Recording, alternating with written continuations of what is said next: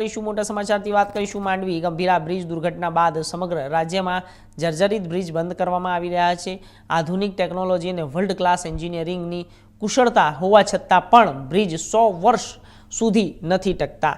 જ્યારે ત્યાં વાત કરવામાં આવે માંડવીમાં આવેલ 142 વર્ષ જૂના બ્રિજની અને જેની હજુ પણ સુધી એક કાંકરી પણ નથી ખરી। 100 વર્ષની આવરદા ધરાવતો ગંભીરા બ્રિજ વર્ષમાં તૂટી ગયો અને જ્યારે માંડવીમાં આવેલો રૂકમાવતી પુલ 142 વર્ષ પછી પણ અડીખમ ઊભો છે। આ પુલને બંધ કરી દેવામાં પણ આવતા અને તે વાહનોને તે પસાર થાય છે, પણ ભૂકંપ સહન કરનાર આ પુલમાં હજુ ક્યાંય સુધી તિરાડ નથી પડી અને આ પુલની કહેવત છે કે જૂનું તે સોનુંને સાર્થક કરતો હોય તેવો લાગે છે। 1883માં બંધાયેલો આ પુલ ઈસ્ટ ઇન્ડિયા કંપની અને તે સમયના મહારા આદેશ હેઠળ ચંદિયા ગામના વિશ્રામ કરમણ ચાવડા દ્વારા સંપૂર્ણપણે પથ્થરોની બનાવવામાં આવ્યો હતો અને 119 મીટર લાંબો પુલ છે।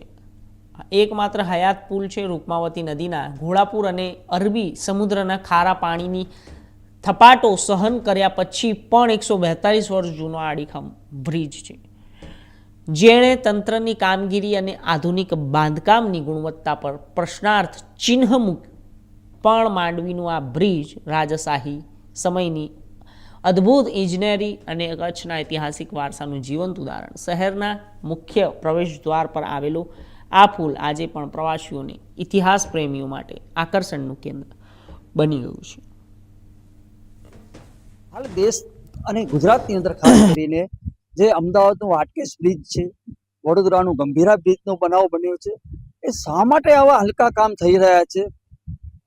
અને બીજી તરફ તમે જુઓ કે માંડવી કચ્છ જિલ્લામાં માંડવી શહેરમાં અંગ્રેજ સમયમાં 145 વર્ષ આસપાસ જે બનેલો બ્રિજ આજની તારીખમાં ઊભો છે। બીજું ભૂત તાલુકાના કોડકી ગામે એવો જ એક બ્રિજ 125 વર્ષ ઉપરથી પણ કડીખમ ઉભેલો છે। તો આ એક દુઃખની બાબત છે। ગુજરાત સરકારે આ ચિંતાનો વિષય છે। અને બીજું ખાસ કરીને જુઓ તો કોન્ટ્રાક્ટરમાં પેટામાં કામ થતા હોય છે, અધિકારીઓ પણ એટલા બધા ટકાવારી લેતા હોય છે। સાહેબ, શું આપને આ ખ્યાલ નથી આવતો?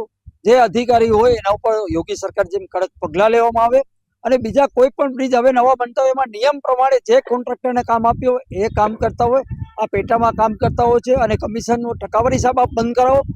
ગુજરાતની અંદર સારા કોન્ટ્રાક્ટરો પર છે, પણ ટકાવારી બંધ કરાવો, એને ફૂલ પેમેન્ટ આપો તો સારું કામ થશે, ગુજરાત સરકારનું નામ રહેશે। અને આવી રીતે જે બ્રિજ તૂટી રહ્યા છે એ દુઃખદ બાબત છે।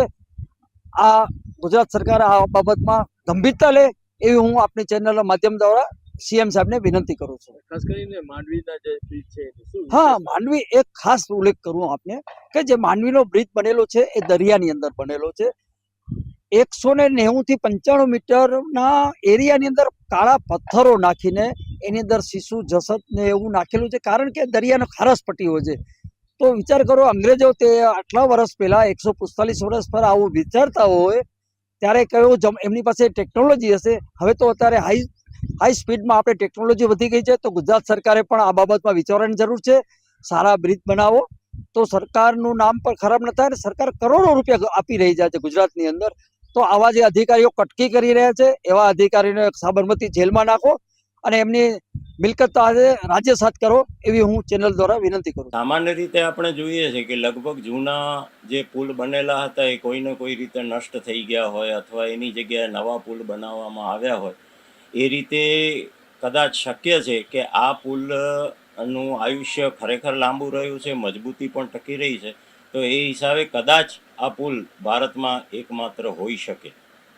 અને અમારા એક મિત્ર પ્રવીણભાઈ એ પીડબ્લ્યુડીમાં હતા અને પીડબ્લ્યુડી ખાતાને લગભગ 1984-85 આજુબાજુ ઇંગ્લેન્ડની જે કંપનીએ આ પુલનું નિર્માણ કર્યું હતું એ કંપની તરફથી જાણ કરવામાં આવી હતી કે ભાઈ અમે નિર્માણ કરેલા પુલના 100 વર્ષ પૂરા થઈ ગયા છે અને હવે એની ગેરંટી પૂરી થાય છે, તેથી તમારે આ બ્રિજ નવો બનાવવો જોઈએ।